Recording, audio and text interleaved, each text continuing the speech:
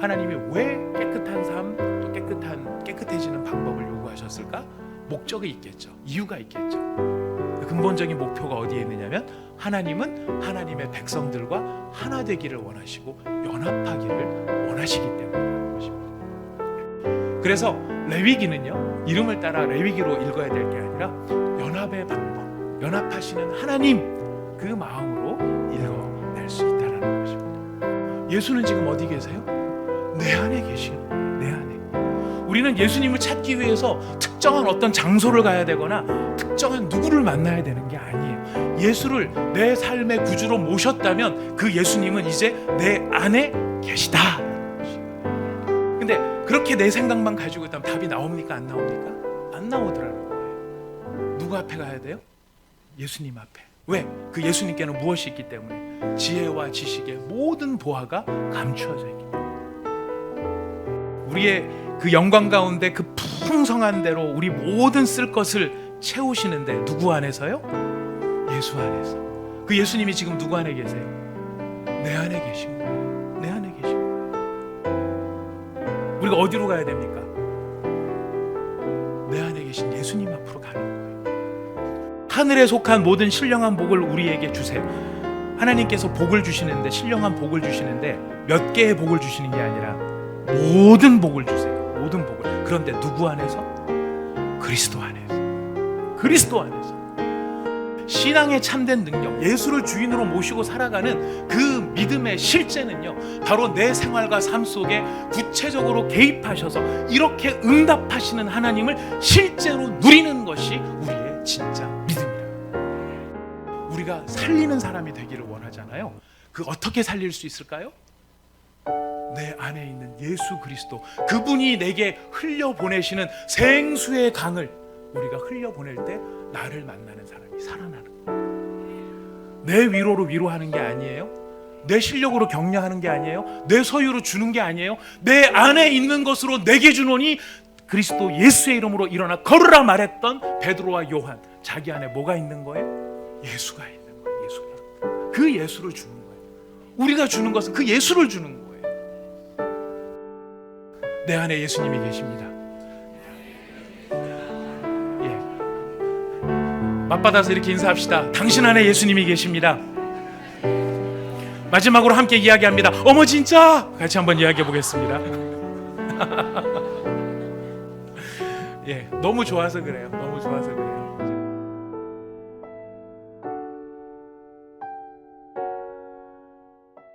구약의 세 번째 책 이름을 왜 레위기라고 지었을까? 왜 하필 레위기라고 부를까? 라고 질문을 던져보았습니다.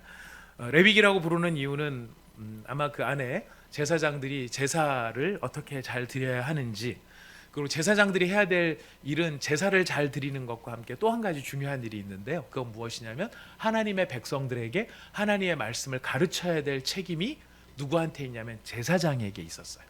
그래서 이 뒷부분에 보면, 레위기 뒤에 보면은 일상의 이스라엘 백성들의 삶 속에서 어떻게 하나님이 기뻐하시는 삶을 살 수 있는지에 대한 이야기가 나옵니다.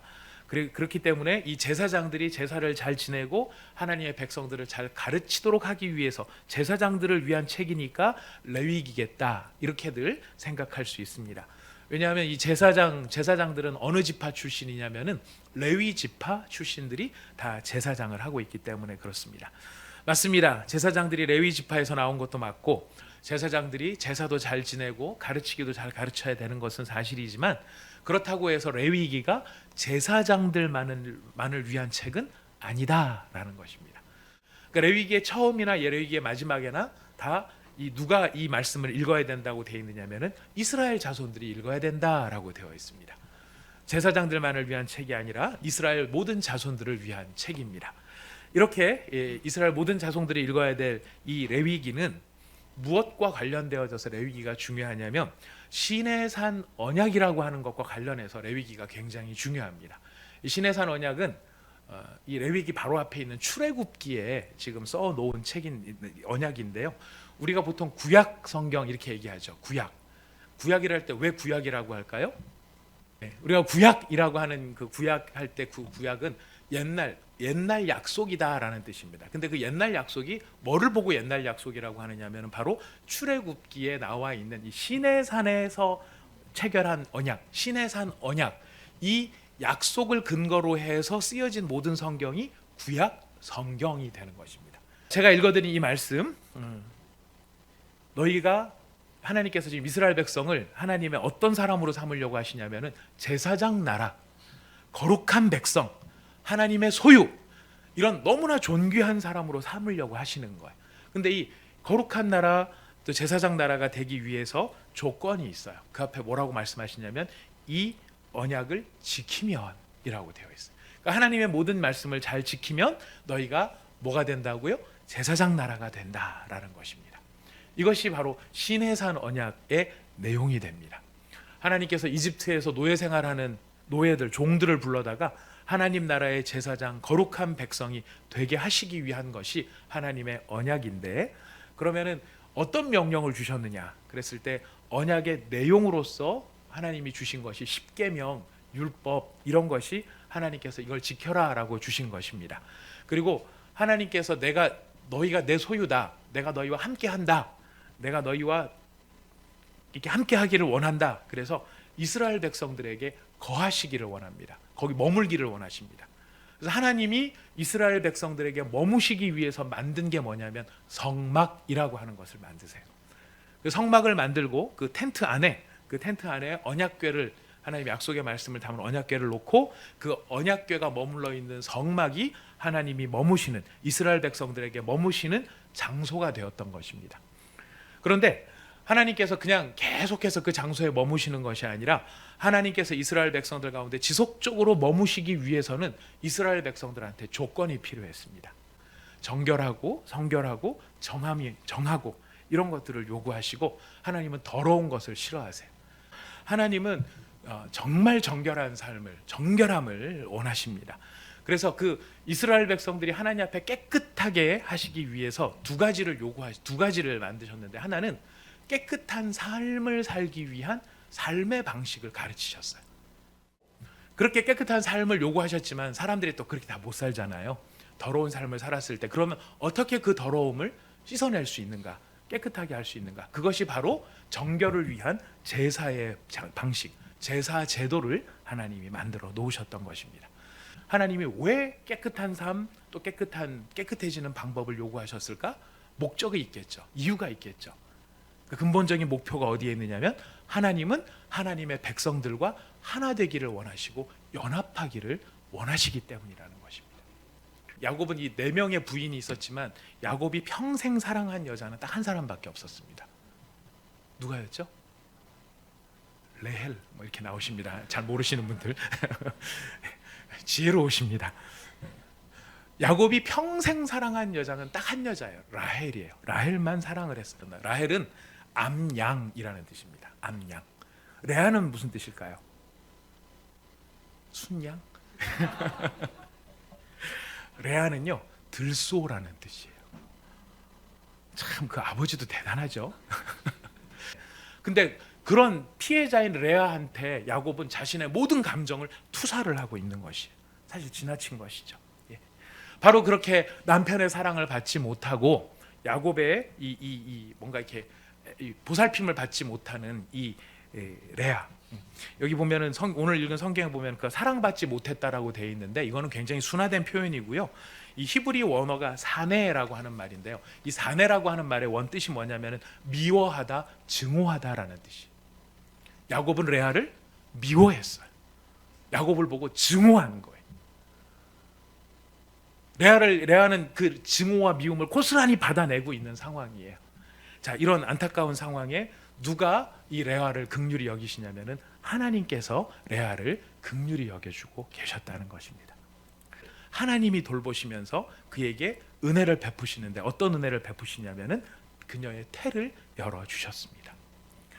레아가 남편의 사랑을 아무것도 못 받고 따뜻한 손길 한번, 다정한 눈길 한번 못 받는 그 레아를 하나님이 불쌍히 여겨주셔서 아들을 그에게 갖게 하신 거예요. 그래서 그가 아들을 낳았어요. 첫 아들을 낳았어요. 첫 아들을 낳았고 이름을 뭐라고 지었냐면 르우벤이라고 지었습니다. 르우벤은 무슨 뜻이냐면 보라 아들이다, 이런 뜻이에요. 보라 아들이다. 여러분 그 심정이 느껴지시나요? 예. 이렇게 사랑 못 받던 내가 아들을 낳았는데 이 아들을 저기 연적이라고 할 수 있는 동생이지만 정말 모든 사랑을 다 뺏어간 그 라헬은 못하는 일을 자기는 한 거예요. 자기는 한 거면서 지금 뭐라고 얘기합니까? 봐라 아들이다. 여러분은 이 레아의 심정을 공감하실 수 있으면 좋겠습니다. 자, 근데 이 아들이다라고 하는 이 말 속에는 뭐가 지금 담겨 있느냐면 지금 이 르우벤이라고 이름을 지으면서 레아가 뭐라고 뒤에다가 해석을 하고 있습니까? 여호와께서 나의 괴로움을 돌보셨다라고 합니다. 여호와께서 나의 괴로움을 돌보셨다. 참 재밌는 거는 르우벤은 보다라는 뜻이고요. 시므온은 듣다라는 뜻이에요. 하나님께서 내가 어떤 처지인지를 보셨고 내 형편이 어떤지를 들으셨다. 그래서 그 하나님이 나에게 이렇게 갚아주셨다. 레아는 사람한테서 사랑받지 못하고 야곱한테서 사랑을 받지 못하는데 그 깊은 절망과 좌절을 무엇으로 이겨냅니까? 하나님을 믿는 믿음으로 이겨내고 있다는 것이. 라헬과는 굉장히 비교가 돼요. 라헬은 야곱의 사랑은 많이 받았지만 라헬은 정작 나중에 보면 드라빔이나 훔치는 여자로 좀 등장을 합니다. 들손을 우직하게 달려갔는데 암양은 드라빔 훔치고 좀 너무 안타까워요. 근데 그러다가 이제 레아가 마침내 셋째를 낳았습니다. 세 번째 아들 낳았는데 그 이름이 무엇입니까? 레위예요. 레위의 뜻은 뭐냐면 연합하다라는 뜻이에요. 아들 셋을 낳았으니까 이제는 야곱이 나와 연합할 것이다. 나와 분리되지 않을 것이다. 나와 하나가 될 것이다. 이런 기대감이 아마 이 레아한테 있었는지 모르겠어요. 하지만 안타깝게도 그는 레아의 기대였고요. 야곱은 여전히 마음을 두지 않아요. 아들 셋이나 낳았는데 이 레아의 모습이 누구의 모습을 닮았는가? 누구의 모습을 투영하고 있는가? 바로 하나님의 모습을 투영하고 있다라는 거예요. 어떤 점에서? 레아는 끊임없이 이 야곱과 하나 되기를 원하고 야곱과 일치하기를 원하고 야곱과 연합하기를 원하는데 야곱은 계속 레아를 밀어내죠. 레아가 이렇게 훌륭한 일을 하고 있음에도 불구하고. 근데 이 모습이 마치 누구의 모습과 같으냐면 하나님께서 죄인을 품으려는 모습과 같더라는 거예요. 죄인들은 하나님께서 우리에게 모든 좋은 것들을 주심에도 불구하고 좋은 걸 받을 때는 감사합니다 하지만 우리의 마음속에서는 하나님을 자꾸 어떻게 합니까? 밀어내는 거예요. 귀찮은 거. 하나님 내 마음대로 살겠습니다.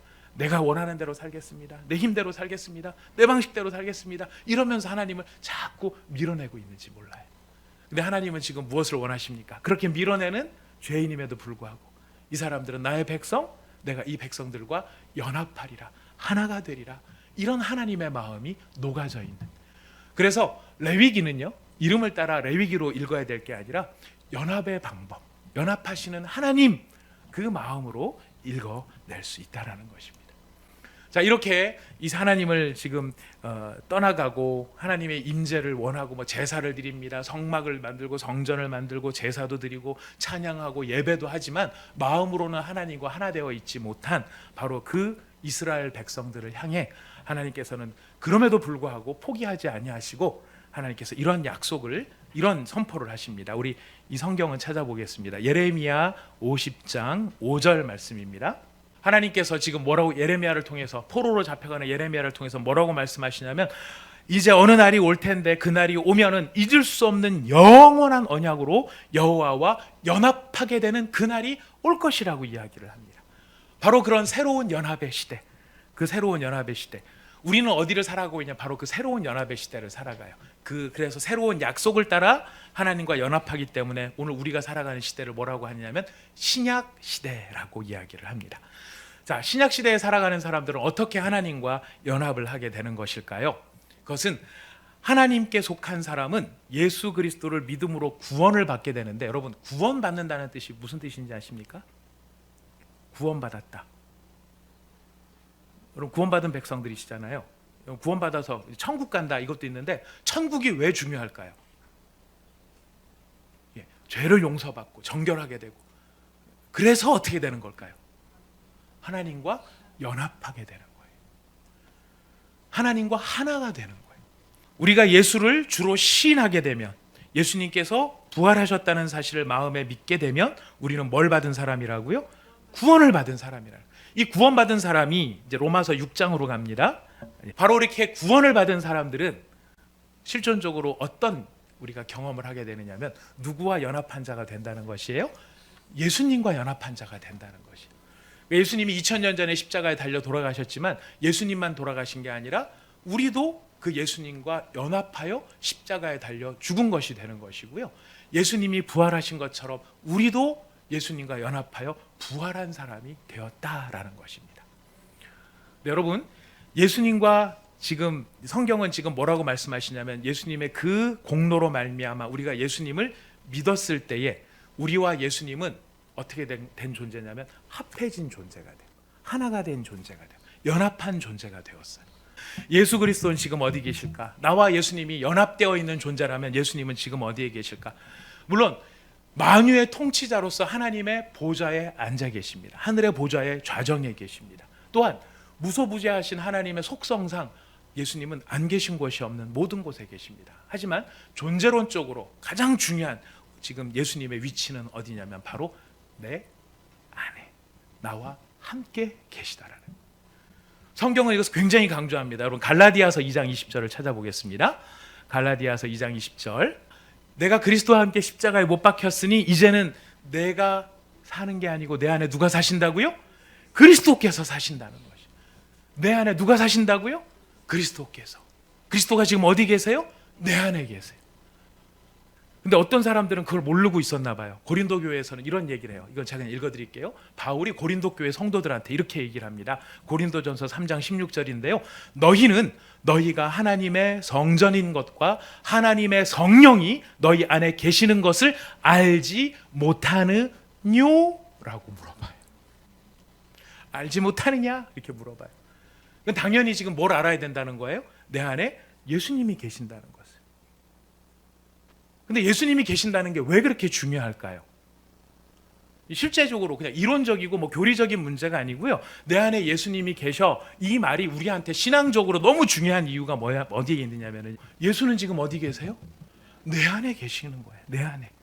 우리는 예수님을 찾기 위해서 특정한 어떤 장소를 가야 되거나 특정한 누구를 만나야 되는 게 아니에요. 예수를 내 삶의 구주로 모셨다면 그 예수님은 이제 내 안에 계시다라는 것이에요. 우리의 신앙이 자라난다는 건 무슨 뜻이냐면요. 예수님은 이미 내 안에 계셔요. 내가 예수님을 내 삶의 주인으로 모셔드리는 순간부터 내 안에 계시는데 내 안에 계시는 예수님이 어떤 분인지를 더 알아가고 그 예수님과 관계를 더 키워가고 그 예수님이 이런 분이구나 하는 것을 깨달아가고 그래서 그 예수님을 의지하고 그렇게 의지하는 예수님이 실제로 내 삶 속에서 이렇게 나와 함께 하신다는 것을 경험하는 내용이 쌓이는 것이 신앙의 성장입니다. 그래서 신앙이 성장할수록 우리가 예수님을 더 깊이 알아가기 때문에 우리가 예수님께 더 많은 것을 의지하고 예수님 앞에 우리가 예수님과의 깊은 은혜의 교제, 하나님이 터치하시는 교제들을 우리가 느끼게 된다라는 거예요. 내 안에 계신 그 하나님, 예수님이 왜 그럼 그렇게도 중요한가?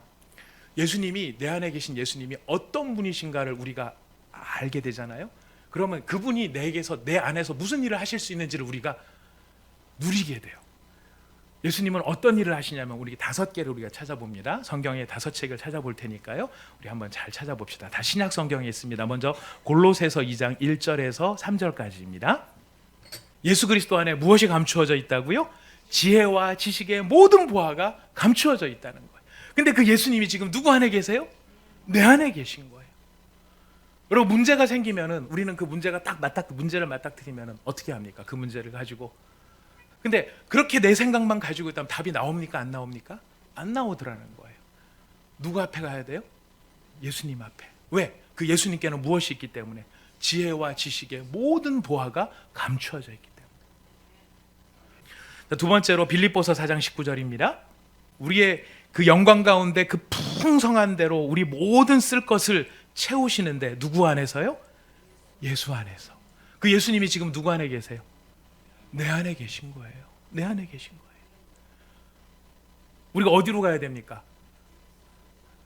내 안에 계신 예수님 앞으로 가는 거예요. 우리 또 찾아봅니다. 에베소서 1장 3절입니다. 하늘에 속한 모든 신령한 복을 우리에게 주세요. 하나님께서 복을 주시는데, 신령한 복을 주시는데 몇 개의 복을 주시는 게 아니라 모든 복을 주세요. 모든 복을. 그런데 누구 안에서? 그리스도 안에서. 그리스도 안에서. 우리에게 쏟아지는 하나님의 모든 복은 그리스도 안에서 우리에게 주어지는 것이. 그리스도 안에서 주어지시는데, 여러분 야고보서 1장 17절 같이 찾아봅니다. 변함도 없고 회전하는 그림자도 없는 모든 빛들의 아버지께서 우리에게 무엇을 주신다고요? 온갖 좋은 은사와 온전한 선물을 우리에게 능히 주신다라는 것이. 여러분, 신앙은요, 도덕적이고 윤리적인 어떤 지침을 가지고 이렇게 살아라 저렇게 살아라 하는 것으로 끝나지 않아요. 신앙의 참된 능력, 예수를 주인으로 모시고 살아가는 그 믿음의 실제는요, 바로 내 생활과 삶 속에 구체적으로 개입하셔서 이렇게 응답하시는 하나님을 실제로 누리는 것이 우리의 진짜 믿음이라는 거예요. 그래서 믿음 생활이 진짜가 되면은요, 재미가 있고요, 즐거워요. 해보신 분들은 아셔요. 경험해보신 분들 왜 모른 척하고 이렇게 얼굴 표정들을 그렇게 하고 다 아시잖아요. 내가 내 안에 계신 예수 그리스도를 붙잡고 그 예수님께 의지했을 때 어떻게 내가 지금 고민하는 문제들이 풀어지고 내가 염려했던 것들이 해결이 되고 내 삶 속에 하나님이 개입하셔서 어떤 은혜를 베푸시는지 여러분 아시지 않습니까? 아시는 분들 더 잘 아시고 모르시는 분들은 더 확실하게 아시기를 바라겠습니다. 마지막입니다. 요한복음 7장 38절 말씀입니다. 예수님을 믿는 자예요. 예수님을 믿는 자는 이미 성경에 말씀을 해주셨어요. 성경에 이렇게 이야기를 다 해놓으셨어요. 성경에 뭐라고 얘기하셨냐면 예수님을 믿으면, 메시아를 믿으면 어떤 일이 생기는가? 그 배에서 뭐가 흘러요? 생수의 강이 흘러요. 생수의 강이 흐른다는 게 무슨 뜻일까요? 나를 만나는 사람들이 내 안에 예수가 계시니까 그 예수님으로부터 나오는 생수로 말미암아 나를 만나는 사람들이 살아난다는 거예요. 나를 만나는 사람들이 힘을 얻는 거예요. 나를 만나는 사람들이 용기를 얻고 나를 만나는 사람들이 뭔가 의욕을 다시 회복하는 이런 일들이 우리 가운데 일어나요. 왜? 우리 안에서 뭐가 흘러가니까? 생수의 강이. 그게 우리 실력입니까? 아니요. 내 안에 누가 계시니까? 예수님이 계시니까. 우리가 살리는 사람이 되기를 원하잖아요. 그 어떻게 살릴 수 있을까요? 내 안에 있는 예수 그리스도, 그분이 내게 흘려보내시는 생수의 강을 우리가 흘려보낼 때 나를 만나는 사람이 살아나는 거예요. 내 위로로 위로하는 게 아니에요. 내 실력으로 격려하는 게 아니에요. 내 소유로 주는 게 아니에요. 내 안에 있는 것으로 내게 주노니 그리스도 예수의 이름으로 일어나 걸으라 말했던 베드로와 요한, 자기 안에 뭐가 있는 거예요? 예수가 있는 거예요. 예수가. 그 예수를 주는 거예요. 우리가 주는 것은 그 예수를 주는 거예요. 내가 지금 보고 있는 것을 누구에게 보여드리는 것이다? 그걸 누가 아는 거예요? 내 안에 사는 것이 내가 아니라 그리스도라는 사실을 분명히 깨닫는다면 우리는 보는 것 하나라도 그냥 내가 보는 게 아니라 누구에게 보여드리는 거죠? 예수님께 보여드리는 거예요. 내가 좋은 걸 보면서 좋네 이러면서 끝나는 게 아니라 내 안에 계신 예수님께 보여드릴 수 있는 거예요. 내가 무슨 말 한마디를 하더라도 내 안에 계신 예수님께 들려드릴 수 있는 거예요. 그래서 내 안에 사시는 분이 예수님이라는 사실을 분명하게 깨달으면 깨달을수록 우리의 삶의 방향과 목적과 내용이 정결한 삶, 거룩한 삶으로 갈 수밖에 없게 되는 것이죠. 여러분, 우리는 혼자가 아닙니다. 모든 상황 속에서 나는 혼자가 아니에요. 이미 예수님은 누구 안에 계세요?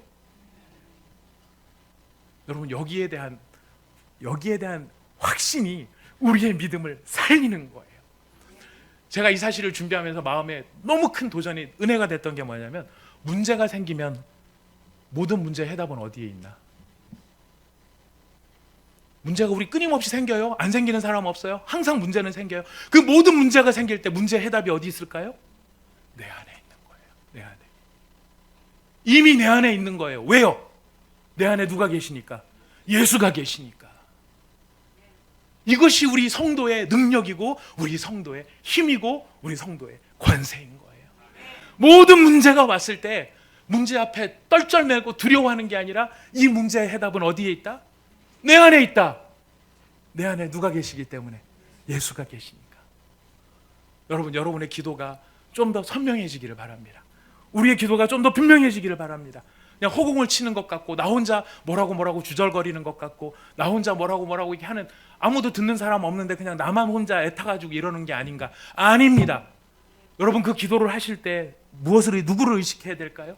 이미 내 안에 계신 예수 그리스도, 이 모든 상황을 보고 계시는 예수 그리스도, 이 모든 문제에 대한 해답을 가지고 계시는 예수 그리스도, 그분을 의식하고 그분 하나님 예수님 앞에 나가서 우리가 기도할 때 예수님께서 약속하신 대로 우리에게 좋은 것을 기꺼이 주시고, 우리의 앞길을 분명하게 열어주시고, 우리의 모든 쓸 것들을 채워주시고, 하늘에 속한 모든 신령한 복을 우리에게 주시기를 기뻐하실 뿐만 아니라, 그 예수가 내 안에 계시기 때문에 내게서는 생수의 강이 흘러갈 수 있는 믿음의 실체, 믿음의 실력, 바로 그것이 저의 이야기고 여러분의 이야기고 우리의 이야기인 줄 믿습니다.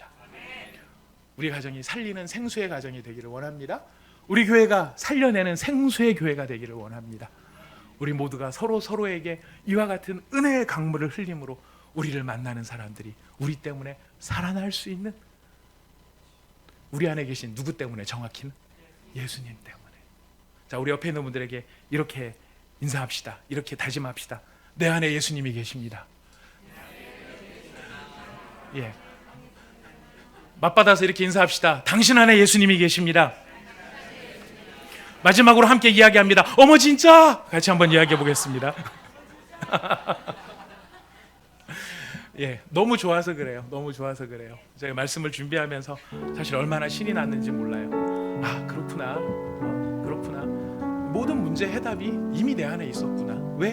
나는 누구와 연합한 분이기 때문에, 사람이니까 예수님. 이것이 우리의 믿음의 참된 모습입니다. 이런 믿음이, 이런 진짜 믿음이 오늘 예배에 참여하신 여러분 모두에게 꼭 있으시기를 부탁드리겠습니다. 네, 우리 같이 기도하겠습니다.